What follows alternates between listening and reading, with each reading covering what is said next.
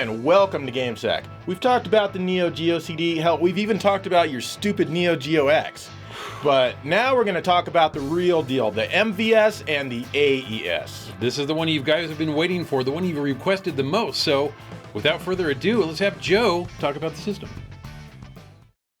The SNK Neo Geo!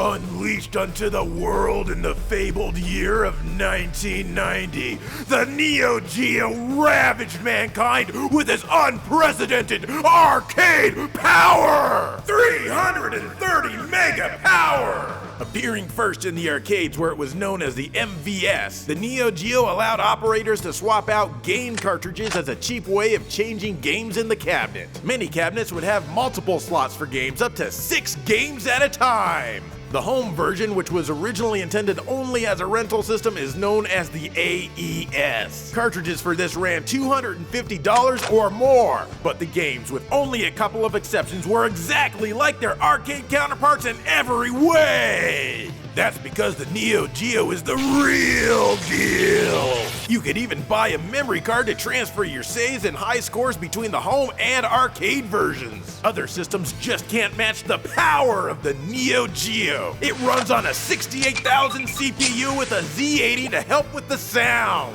Well, okay, the Genesis has the exact same setup. But the Neo Geo offers over 65,000 colors, 15 channels of sound, and 380 sprites on screen! The Neo Geo doesn't need any wimpy background layers. Almost everything is built with sprites. So those wimpy, underpowered systems are weenies. But the Neo Geo is a real hot dog! Final sales numbers for the Neo Geo are hard to come by, but games were officially released for it until 2004.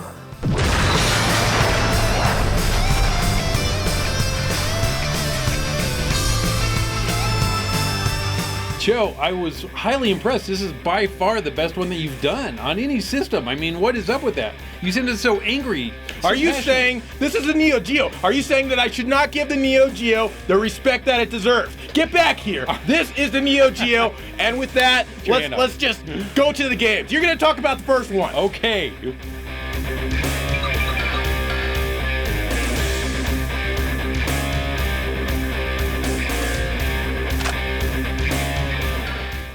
Here's Waku Waku 7, which is a fighting game by Sunsoft. Can you believe it? A fighting game for the Neo Geo? There's only about 5,000 of them.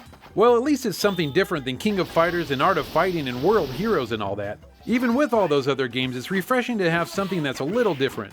This is a fun fighting game, and it definitely doesn't take itself too seriously. I mean, how serious can it get when there's a robot as one of the selectable fighters? Speaking of fighters, there's 7 of them to choose from right off the bat, and they all definitely feel very different from each other. This is good, as you don't want too much repetition when there's that few to choose from. I like all the fighters. They're very responsive, and as you'd expect, most of them have similar controls as you'd find in a King of Fighters game. The moves are easy to pull off, and the animation of each character is fun to watch. Sunsoft did a great job with this one, and I had a really fun time playing it. With bright, colorful graphics and detailed backgrounds with lots of animation, this is one game that you might want to try. This is a lot better than the Saturn version that Joe covered in our Sunsoft episode in almost every way. Round 2, fight!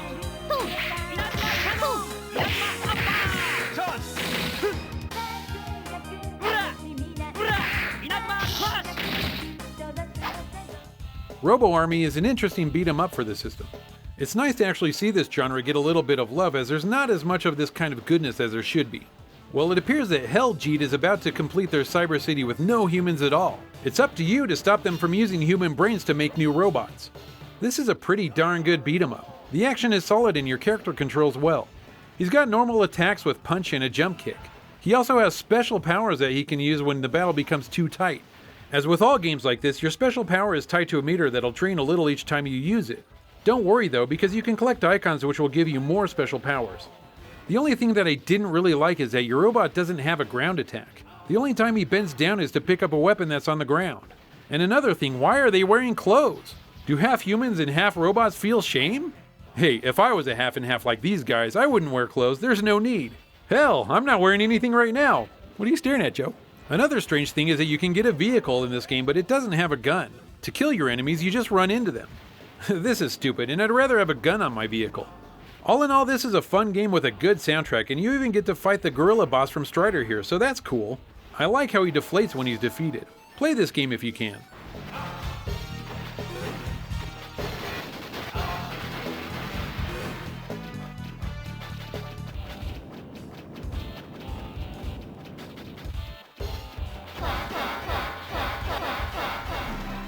Here's Prehistoric Isle 2 from Yume Kobo. This is a horizontal shooter and a sequel to the game called Prehistoric Isle in 1930, which predates the Neo Geo. So basically the dinosaurs forgot that they were extinct and now they're roaming around everywhere. And since they're dinosaurs, they shoot bullets and fireballs from their mouths. And since you own a helicopter, it's up to you to make them extinct once more just like they belong. Basically, this game is all about being flashy. There are tons of icons to pick up, but no real strategy to be had. Just immense firepower from both you and the dinos. Almost everything about the visuals is pre-rendered in a similar fashion to Donkey Kong Country, even many of the backgrounds. The game really does look good and the animation is super nice. The music is decent, but the sounds of the dinosaur screaming is just too loud and it gets really annoying. As a game, it's okay. There's really nothing about the gameplay itself to make it stand out other than rescuing hostages here and there. They hang on to your helicopter and eventually a rescue copter will come. Unfortunately, I've never been able to keep the people on for that long. This would be a good one to rent from Blockbuster Video or maybe even Hollywood Video.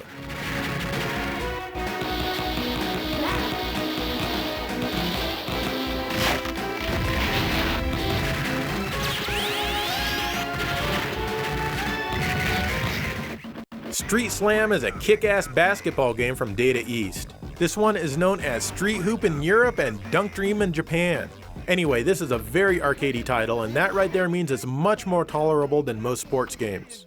You pick from a few different cities. In the Japanese version, you choose between countries. Then you have a fast-paced game that's not too dissimilar from NBA Jam, except that this is street basketball, and it has generic players. And it's 3-on-3 instead of 2-on-2. But that's because the Neo Geo has beyond unlimited power and can put those extra sprites on screen. The gameplay feels pretty meaty. As you score baskets, your super shot meter will charge. Once it's full, you can do a sweet-ass power move when you score. The control is pretty easy to figure out just by picking it up, and the game gives you tips between each half. There's a few different courts to play on, and the graphics all look pretty nice. I like how the players are pretty big. But then again, you've got to remember that the Neo Geo is the most powerful thing ever created. The hip-hop soundtrack certainly won't be for everyone, but I think it fits the game and it really adds to the quick pace. I don't recommend many sports games, but this is definitely one of them that I do. In fact, the Neo Geo is the best place for good arcadey sports titles. He's wide open. He blocked shot. Turnover. Magic on the black side. Half court shot. Zed Blade is an interesting little shooter that nobody talks about. You start out by choosing your pilot, which affects your speed. Then you choose what weapons you'd like your ship to have. What's interesting is that your ship will always have these weapons, even at its lowest power. Everything can, of course, be powered up though. Even your bomb attack can be upgraded. The control is pretty smooth and the game starts out extremely easy. The difficulty definitely picks up soon though. Graphically speaking, the game looks pretty simple and kinda clunky. It's not horrible, but for a 1994 game, you'd think it'd look a little bit more impressive. The music is pretty damn good and it sounds really clean. It was done by Mineyu Namiki, who is known for lots of other shooter games like Battle Garega and Dodonpachi, as well as other games like Castlevania Rebirth.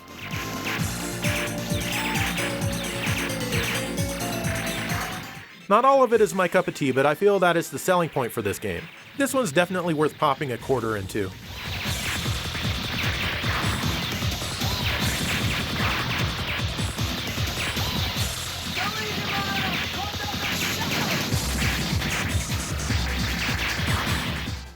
Andro Dunos is a horizontal shooter released by Visco in 1992. At first, this one seems pretty basic, and it is. At any time, you can switch between 4 different weapons, which kinda reminds me of Hellfire on one of those underpowered systems. This diagonal shot definitely reminds me of Hellfire. Each shot can be powered up individually with different icons that you collect. Each of the 4 weapons has its own unique charge shot. You hold down the button, charge it up, and release. But you just can't do this any old time you want. You need to collect an S icon first. And be careful not to waste it because it's easy to die when you're waiting for it to charge. This one gets tough pretty fast and is difficult avoiding enemy fire. You all know that I suck at shooters, so it's even tougher for me. But the game has unlimited continues, and since Joe is providing all the quarters, why not? The graphics aren't really beyond what the Genesis and Super Nintendo can do, and neither is the music. Still, both the graphics and music are good though. Be sure to pick this one up if you can find it at Goodwill for less than $15.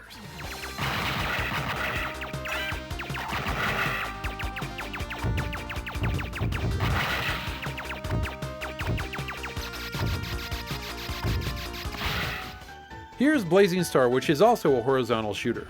Joe talked about this one in the mini episode we did about the Neo Geo X firmware update, but since not many people watch that, I might as well cover the real version here. You start out by selecting from several different ships, each with their own style of firepower. You have a normal shot by pounding the button and a charge shot from holding it down. If you press the B button, you can get some variations of your charge shot, but I'm still not exactly sure how this works as I can't get it to happen every time. Not like it matters much anyway. The gameplay is pretty smooth though, there's a ton of slowdown even in single player mode. Also, there's tons of icons to collect. You can spell out the word lucky for some bonus points and you can collect a floating yellow ball which will hang around you for a bit. Then there are icons that do nothing but enable the female voice to say bonus, and she says it a lot. It's almost annoying, almost. I guess I could just not collect the icons, but you know me, I can't resist. The graphics are really nice, even though they have that pre-rendered digitized feel to them. The music is also great as well with a digitized mono soundtrack. This would be a great game to find inside a chest in your grandma's attic after she dies.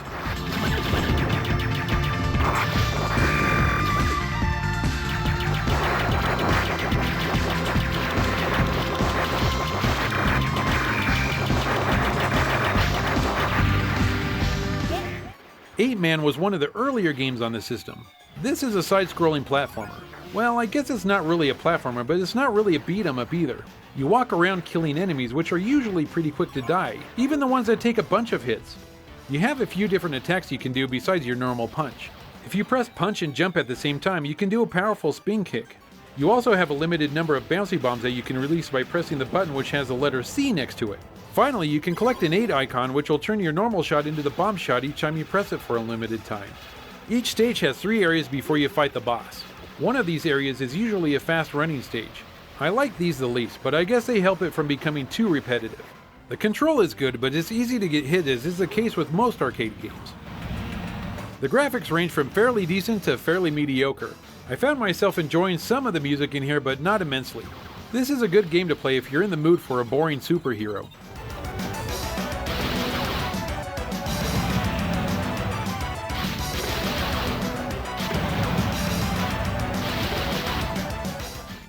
Let's check out Aero Fighters 2, which is a vertical shooter.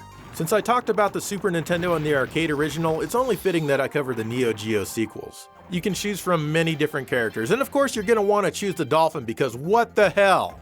The control is simple. One button fires your normal shot. This shot can be upgraded. The other fires your special attack. These can be restocked. All you gotta do is fly forward and blow stuff up. There's also these floating black orbs that you can nudge in the direction of an enemy, which will usually destroy them if they touch it. I don't really feel that these add much to the game. Oh, and you can blow up the World Trade Center here. You do it for absolutely no other reason than that it's there. Classy. Overall, it's a decent game with some good control.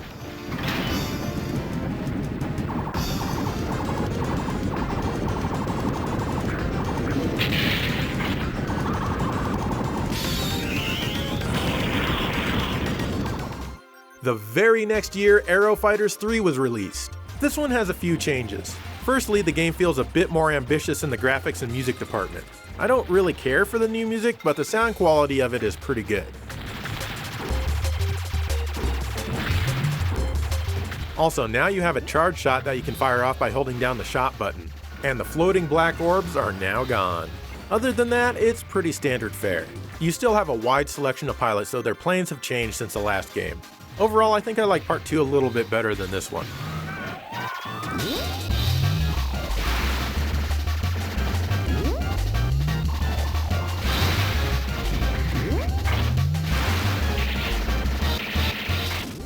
This is Captain Tomay, or maybe it's Captain Tomay, I don't know, but it's an interesting shooter from Visco. You're a cherry tomato and you accidentally fall into a jar of goo. This made you into a sentient being and I guess gave you the rank of captain as well? I don't know. So of course that means you want to go kill a whole bunch of things for no reason whatsoever. Basically, button A controls your left fist and button B controls your right one. That's right, you're punching enemies to death. If you punch with one fist 3 times in a row, the other becomes supercharged and delivers a much more powerful hit. You can grab lots of items like pills, and a lot of the time these just make you smaller. You can also be turned into a baby by the enemy if you're not careful. You can also get helper ships and extra points. The graphics look great, especially the backgrounds. I really like the way they're drawn and the color is nice as well. The music isn't anything special and in fact is kind of annoying.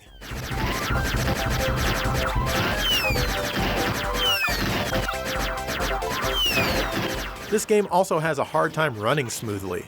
It's not your normal slowdown, the game actually freezes for an instant or two when things get crowded on screen. Overall, the game is kind of fatiguing to play and it's hard to recommend it.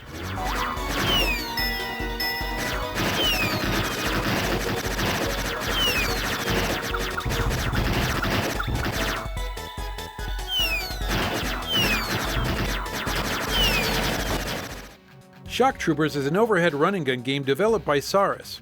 You take control of one of 8 playable characters and battle your way through 3 different zones, each containing several levels of solid action.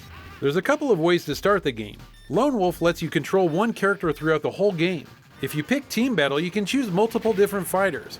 This is my preferred choice as you can switch between all the characters at any time during gameplay. All the fighters control the same, but what makes them unique is their special weapon. All of the special weapons are fun to use and add a lot to the game. Your character can shoot in 8 directions, which is great, and holding down the fire button lets you strafe in the direction you're shooting. Firing the weapon took a bit of time to get used to, but after a short time it was easy to mow down the enemies. You also have a dodge move which is very useful and I recommend using it a lot. This will save you from taking a lot of hits and is super easy to use. There's lots of gun power-ups to be had, so pick them up when you see them. They don't last forever, but who cares because you know you'll have many chances to pick up a new weapon. Graphically, the game looks good. The backgrounds are fairly detailed and the character sprites look great.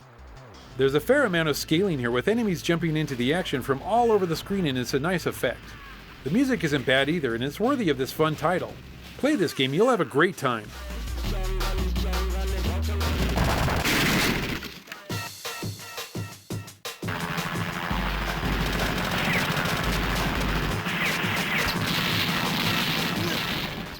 Shock Troopers Second Squad is, of course, the sequel to the first game.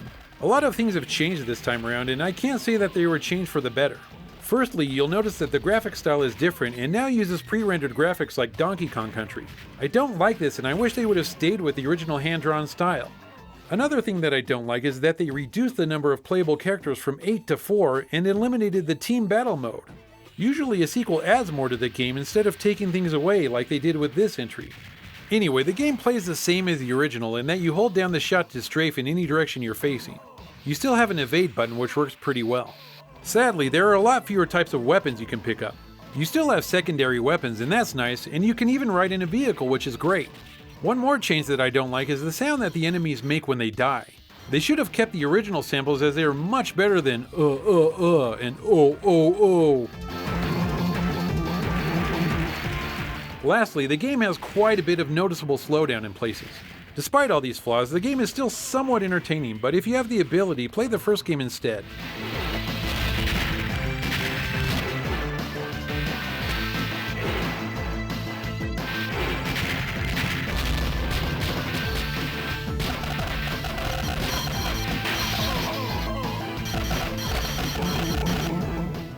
This is Cross Swords, which is the closest thing you're going to get to an adventure game on the Neo Geo.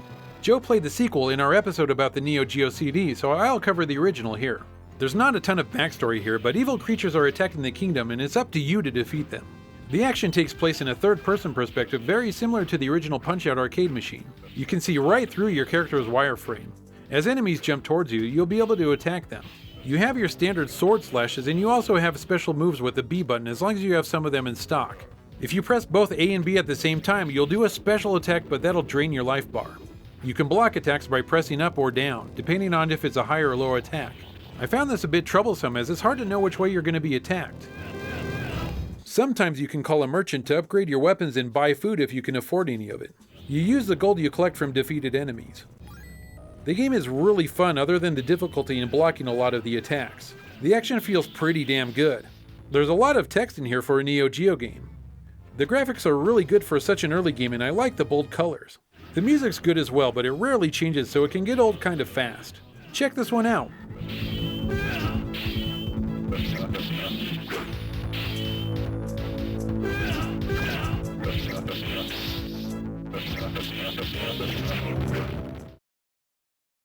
All right, we're back, but we're not done because we have more Neo Geo awesomeness to show you. It's been awesome so far, but we're not even done yet. So damn it, Joe, talk about the next game. Oh yeah.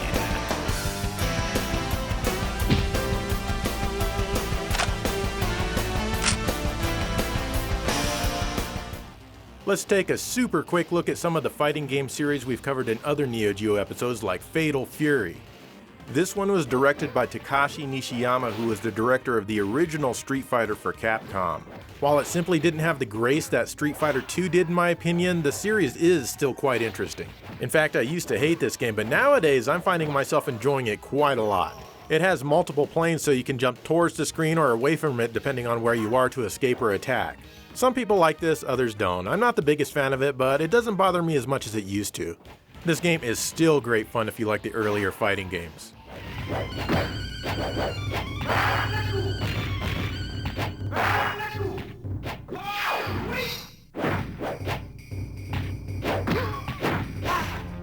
Fatal Fury 2 is even better, and this time it lets you pick from more than just 3 characters. It also continues with the stages that change from round to round. This is a great sequel, and it's the first time we got to play with Mai. Can't go too wrong with this one.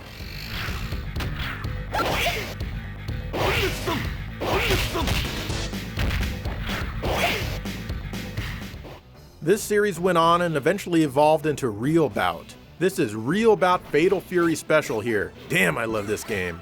Everything is better. The graphics are awesome, the animation is great, and the sprites are drawn very well. Switching planes is still here, but now it has its own dedicated button. Purists might hate the modified control scheme, but really, who cares? Just as long as the game is fun, and it really is.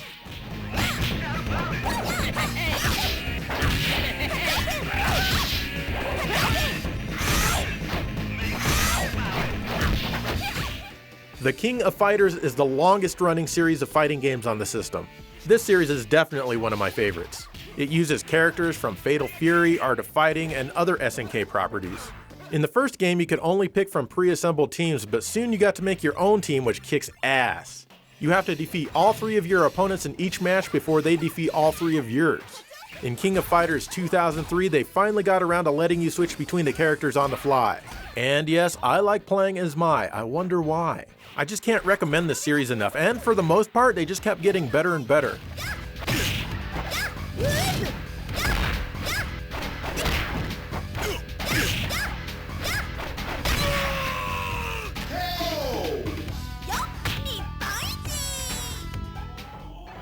Samurai Shodown is another series that kept getting better and better. This one is a weapons-based fighter set in feudal Japan. This gives the game a very unique feel. Special moves are fairly easy to pull off, though you must press 2 buttons simultaneously for a strong attack. Parts 3 and 4 put the strong attack on button C and de-emphasize the punch attacks. Part 5, which was released 8 years after number 4, went back to the original controls. Each of these games are fantastic, but I recommend the latter 3 in the series for the most fun. If you want to see us cover some of these games in more detail, check out our Neo Geo CD episode.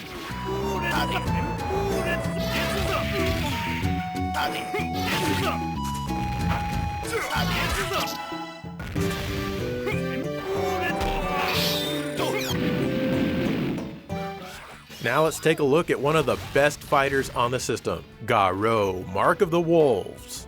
This is one amazing fighting game. It should be. It has 688 mega power! Playing with Terry Bogard never felt so satisfying.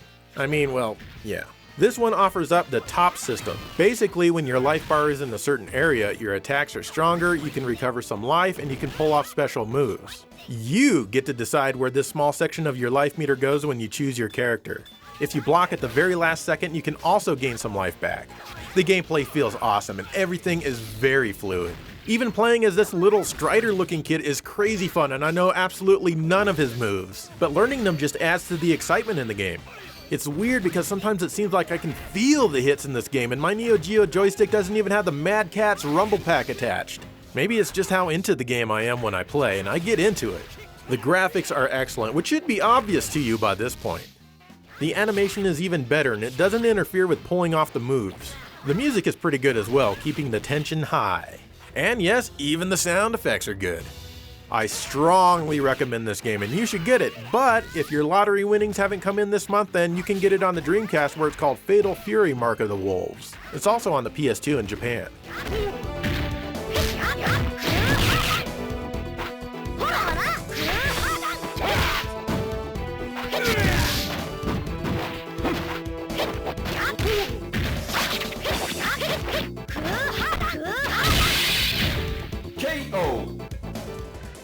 Super Dodgeball even showed up on the Neo Geo. You may remember I reviewed the NES version in a previous episode, so I was pretty stoked to play this one. This game has one huge problem that I'll mention right off the bat so you can be annoyed like I was when you're watching this segment. As you can see, the screen scales in and out with the action. The problem is that it's constantly doing this, and it only took about 5 minutes before I started feeling physically ill from all the constant motion. I really don't know how this passed the quality control department, but man, it's a bad idea. Anyway, this one plays slightly different from the NES version. In this game, you choose a team of 3. All 3 characters are on the court at the same time, battling it out with their opponents. Each character has a life bar, but the cool thing is that they're all included into one bar. This is a great idea, as the screen isn't cluttered up with 3 different bars. Once one of your players gets knocked out, he retires to your opponent's side of the ring on the outside. From here, he's still a playable character and he can catch passes from his teammates and try to knock out the enemy. It's typical dodgeball action for this game, and it would be really fun if the screen wasn't constantly zooming in and out. If you can handle that, then this is a fun game with lots of different characters to play as, and they even have special power moves that can do lots of damage.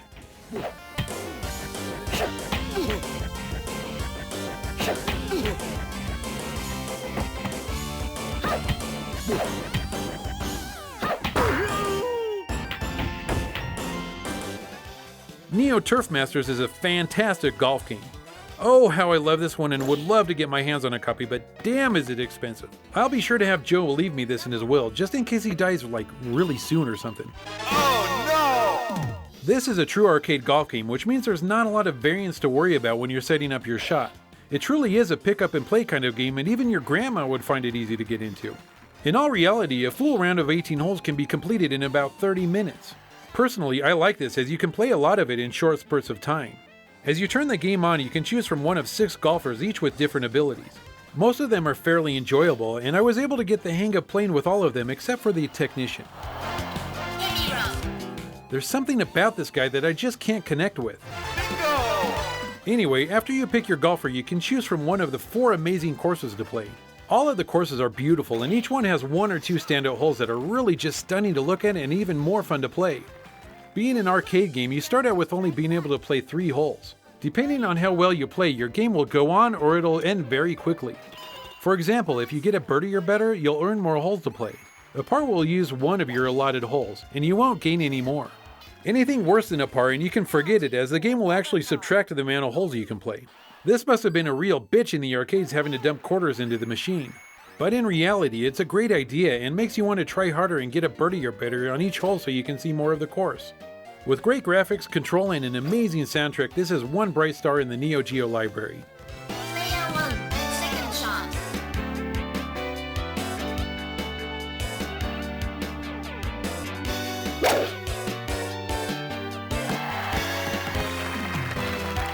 On the green! You can't talk about the Neo Geo without talking about the Metal Slug series. The original Metal Slug was developed by Nazca, the makers of Neo Turf Masters. This brought run and gun games up to a new level of awesomeness. You can shoot in 4 directions, and shooting down is accomplished by jumping first. You can collect a lot of different weapons, each of which has a limited supply. Weapons are usually given to you by POWs that you rescue.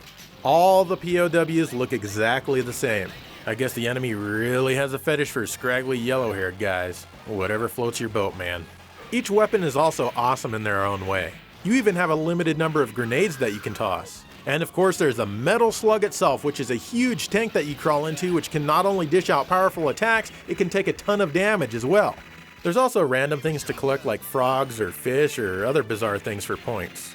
The action is intense and is only aided by the extremely detailed graphics. And I mean detailed. Just look at that! The animation is also very good. There's also lots of humor in the visuals, like this soldier trying to pump water out of a sinking boat. Good luck with that. The sound really assaults you, but in a good way, and it only brings up the intensity. This is an amazing start to a fantastic series for sure.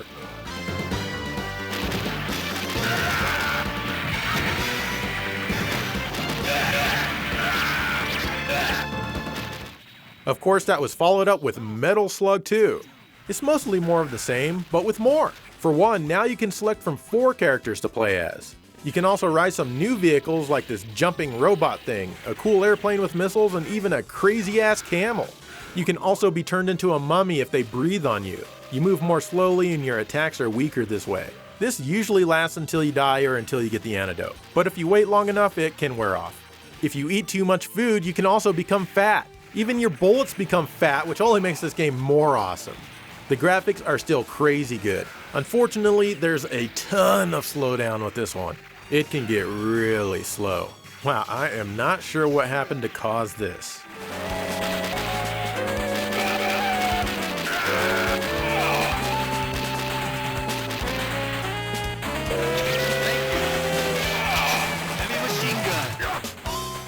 A year later, Metal Slug X came around. This is an update of Metal Slug 2 which greatly fixes a lot of the slowdown problems. There's also a couple of new bosses and a bunch more enemies in the levels.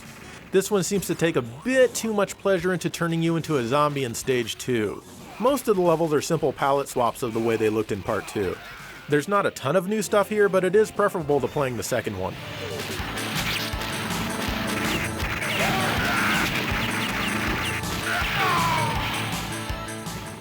Metal Slug 3 came out in the year 2000. This one starts you out fighting giant crabs and insects instead of people. Yet these things still take hostages for me to rescue. This is a great one. You want to ride an ostrich? You can! There's also lots of multiple paths that you can take. You can even turn into a zombie. This is really cool for the first couple of times it happens. It feels like you're controlling the mummy from the first game, but trust me, it's much cooler. Your special attack is vomiting blood across the entire screen, which is really powerful. However, you'll be turning into a zombie a lot and it can get kind of annoying rather quickly. And like all Metal Slug games, this one has a lot of recycled assets. It's still a great game though.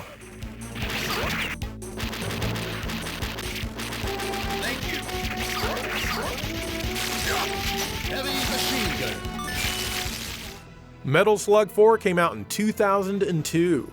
This is the first one not made by Nazca, but instead by Mega Enterprise, aka Noise Factory. This one has a couple of new weapons and again, some recycled assets.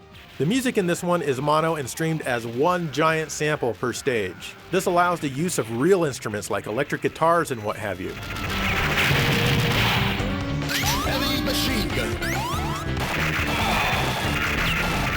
And the music is Noise Factory's claim to fame, and they generally did a good job with it. It's not CD quality, and again, it's in mono, but it does add something new to the series. The gameplay is pretty much the same as before, with some new character art.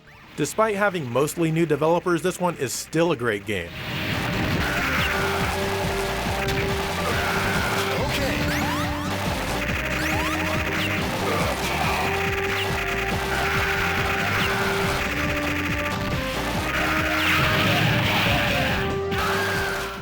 And Metal Slug 5 was released in 2003 and was the final game in the series on the Neo Geo.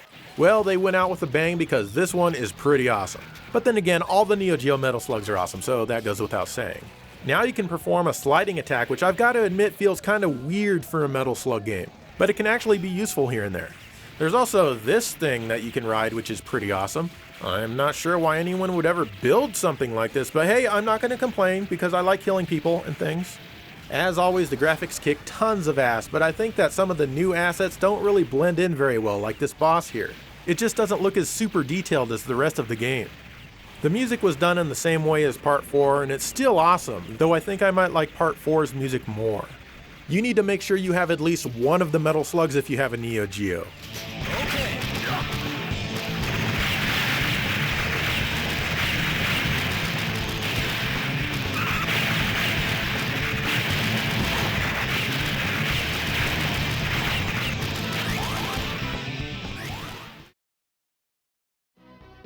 Let's check out Neo Bomberman.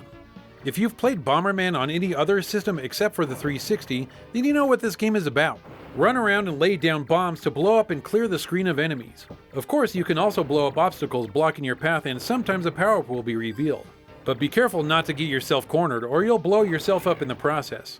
You can play this game in one-player mode where you fight your way through many levels on your own. You can also play battle mode to fight against a computer or a friend. This is a fun game, as are all the Bomberman entries, and is a good waste of time.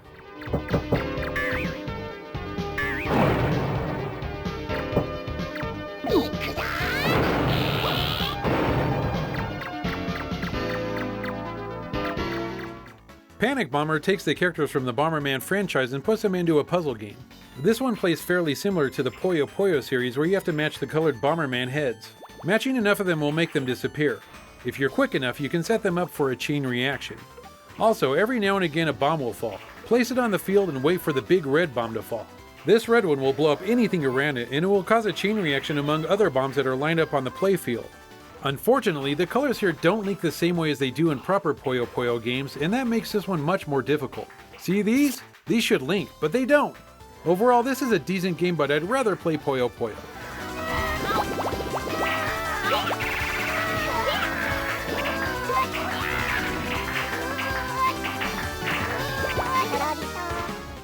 Nightmare in the Dark is a great single-screen action game.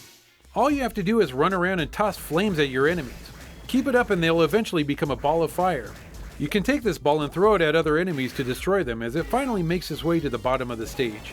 If you can, you should try and turn the enemies at the top of the stage into fireballs. Once you throw them across the screen, they'll take out everything in their path, which will in turn give you a higher score.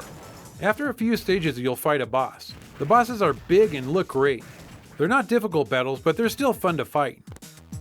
After you defeat them, they'll explode and give you lots of stuff to collect that'll power you up and give you points. Sadly, your character is too slow to pick up everything, but you still gotta try. The game controls really well and the action is fast-paced. I like this game for the bright and colorful graphics and the great looking backgrounds. All the characters look great and animate well. The soundtrack is also nice and goes really well with the game. This would be a great game to play around Halloween to get you in the mood for scary things, even though the game itself isn't that scary. But what's truly horrifying is that this game never came out anywhere except in Japan. But luckily, the Neo Geo is region free, so you can import it.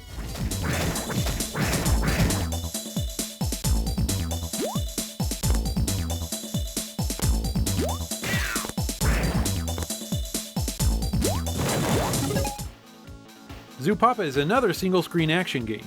I really like these kinds of games, so it's pretty much a given that I'd like this one. The character that you control runs around and grabs the little guys that look just like him.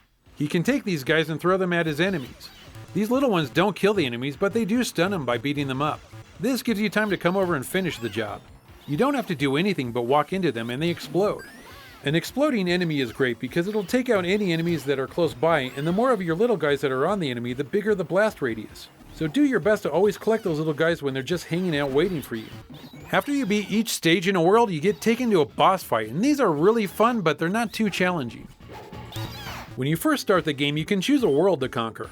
For some reason, once you beat that world, you can't choose the next one, and it's chosen for you. This is a little strange, but it's no big deal. The stages are set up great and are really easy to navigate. The game's backgrounds are really colorful with lots of detail, and after each stage that you clear, they change. This is great as you're not looking at the same background over and over again. You also get a fairly decent soundtrack that I kinda like.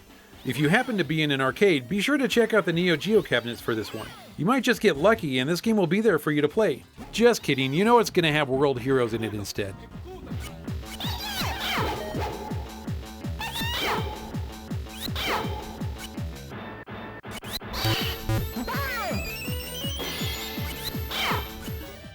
Sengoku is an early beat-em-up for the system.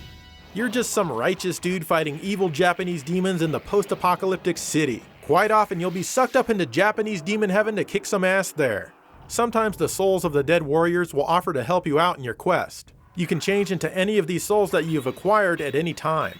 But be careful, because they'll only fight for 60 seconds. After that, they've had enough of you and they get the hell out of Dodge. The gameplay is fun at first, but the stiff controls kind of wear on you quickly. The graphics are typical of an early Neo Geo game. The music isn't bad, with some haunting Japanese themes when you're in Japanese demon heaven. It's not really a standout title, to be honest.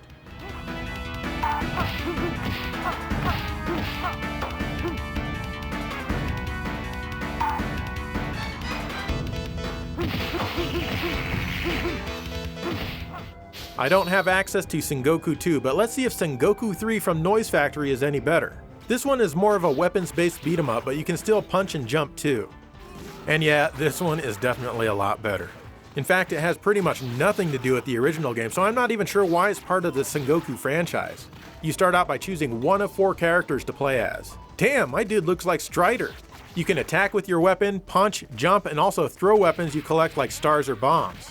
My favorite character to play is this green guy, but you have to beat him up to unlock him. He's not available right away. Starting on stage 3, the game gets incredibly difficult and honestly kind of boring. The common enemies require so many hits to die that I begin nodding off while playing, and there's just so many of these types of enemies. The only thing that kept my attention was the music. It's really good.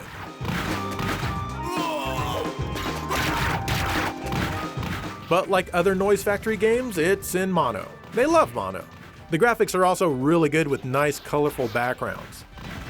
I kept playing until stage 6. The music in the stage was boring, so there was really nothing left to keep my attention while fighting tons of the same enemies, so I just shut it off. And I do recommend that you pick this one up if you find it at a garage sale.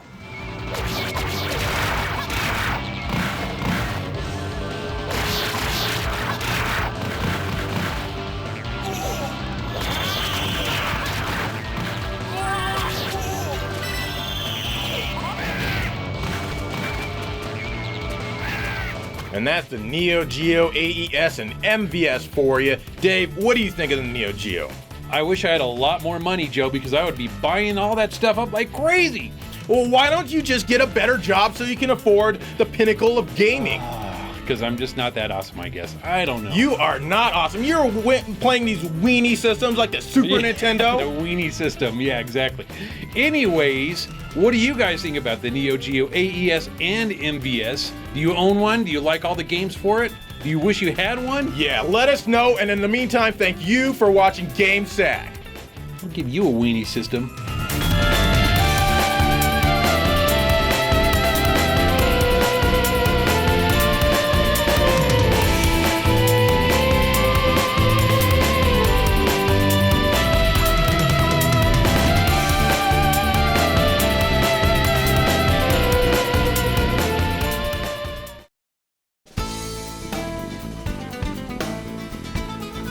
Oh, please, I'm the Neo Geo, bitch. You ain't cool enough to hang with me.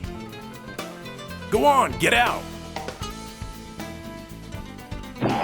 Yeah, as if. I only play good games. Go away. A Street Fighter game? Yeah, right. You probably don't even max out at 330 megs. Ooh, an adventure game. Sorry, buddy, but I'm too busy being king of the arcade. Oh, hello now. This is what I'm talking about. Bigger, badder, better. Well, come on, I want to play some Fatal Fury. Oh, hey now, this isn't what I had in mind at all. Oh, get away from me, you filthy port!